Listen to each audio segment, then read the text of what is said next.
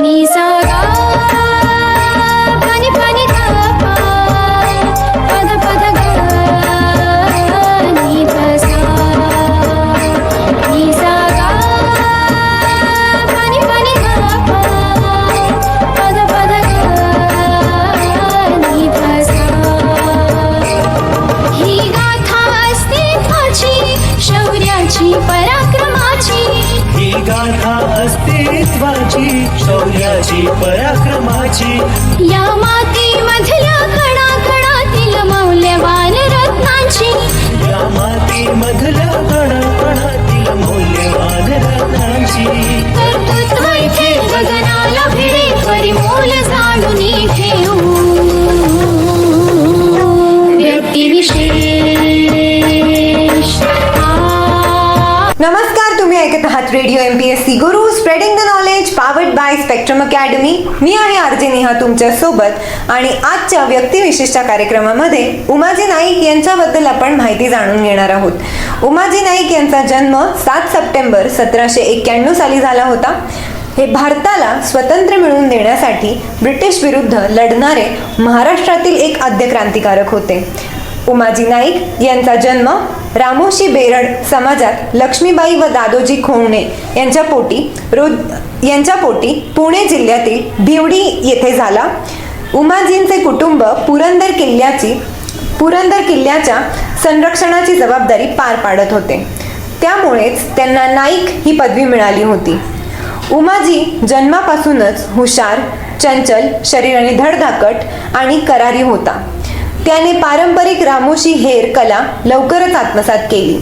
जसा उमाजी मोठा होत गेला तसा त्याने वडील दादोजी नाईक यांच्याकडून दांडपट्टा, तलवार, भाला, कुऱ्हाडी, तिरक मठा, गोफंड वगैरे चालवण्याची कला अवगत केली.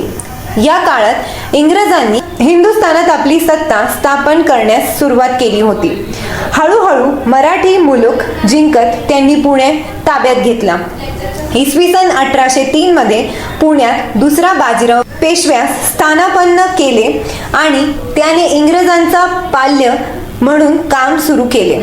सर्वप्रथम त्याने इतर सर्व किल्ल्यांप्रमाणे पुरंदर किल्ल्याच्या संरक्षणाचे काम रामोशी समाजाकडून काढून घेऊन आपल्या मर्जीतील लोकांकडे दिले. त्यामुळे रामोशी समाजावर उपासमारीची वेळ आली. जनतेवर इंग्रजी अत्याचार वाढू लागले. अशा परिस्थितीत करारी उमाजी बेभान झाला. छत्रपती शिवरायांना श्रद्धास्फूर्तीचे स्थान देत त्याने त्यांचा आदर्श घेऊन स्वतःच्या अधिपत्याखाली स्वराज्याचा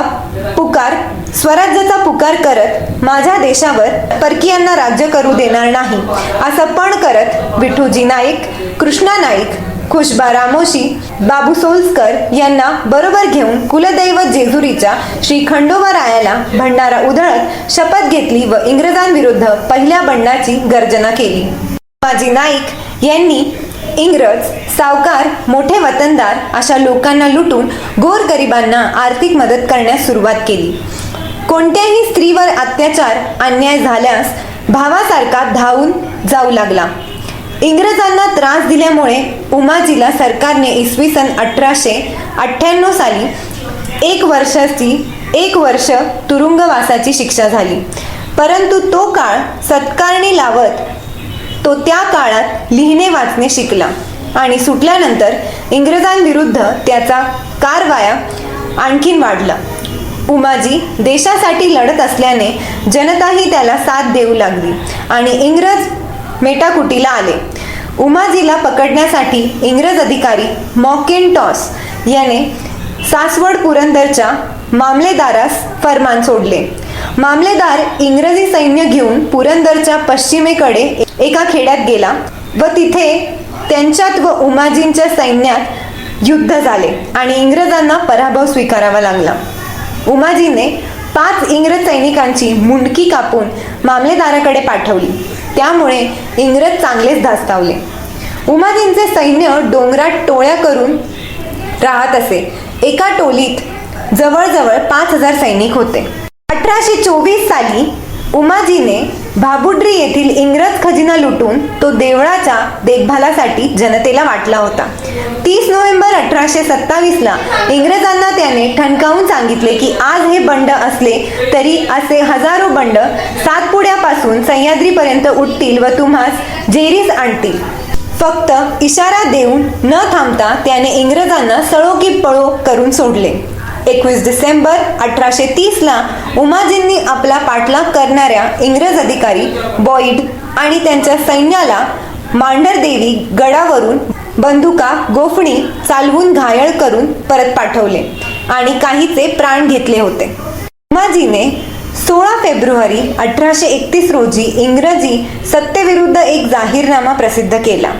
त्यात नमूद केले होते की लोकांनी इंग्रजी नोकऱ्या सोडवाव्यात. देशवासियांना एकाच वेळी एकत्र येऊन जागोजागी गोंधळ घालवावा आणि इंग्रज सरकार विरुद्ध अराजकता माजवावी. इंग्रजाचे खजिने लुटावेत. इंग्रजांना शेतसारा पटी देऊ नये. इंग्रजांची राजवट आता लवकरच संपुष्टात येणार आहे. त्यांना कोणीही मदत करू नये. तसे केल्यास नवीन सरकार त्यांना शासन करेल असे सांगून उमाजीने एक प्रकारचे स्वराज्याचा पुकारच केला होता. तेव्हापासून उमाजी जनतेचा राजा बनला. या सर्व प्रकारामुळे इंग्रज गडबडले आणि त्यांनी उमाजीला पकडण्यासाठी युक्तीचा वापर केला. सावरकर वतनदार यांना मोठमोठी आमिषे दाखवण्यात आली. उमाजींच्या सैन्यातील काहींना फितूर करण्यात आले. त्यातच एक स्त्रीचे अपहरण केले म्हणून उमाजीने हात कलम केलेला काळोजी नाईक इंग्रजांना जाऊन मिळाला.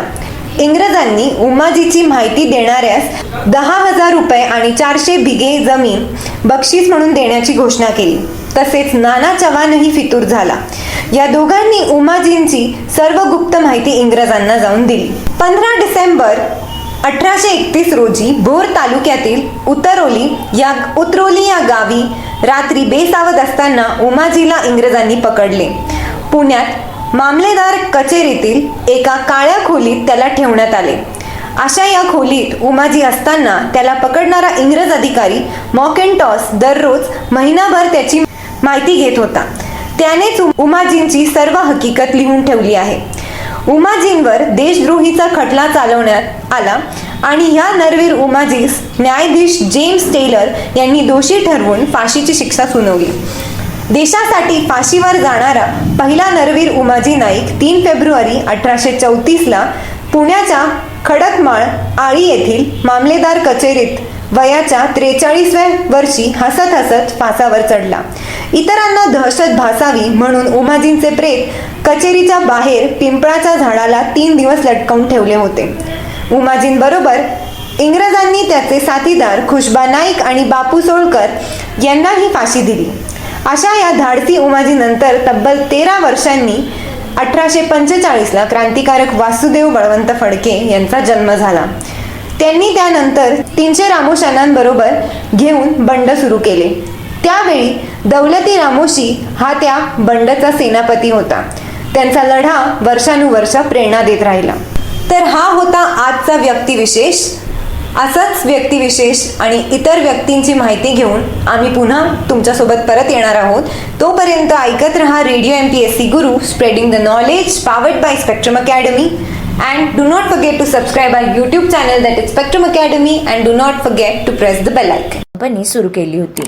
ती आज जगातील सर्वात प्रभावशाली आणि महाबलाढ्य सॉफ्टवेअर कंपन्यांमध्ये गणली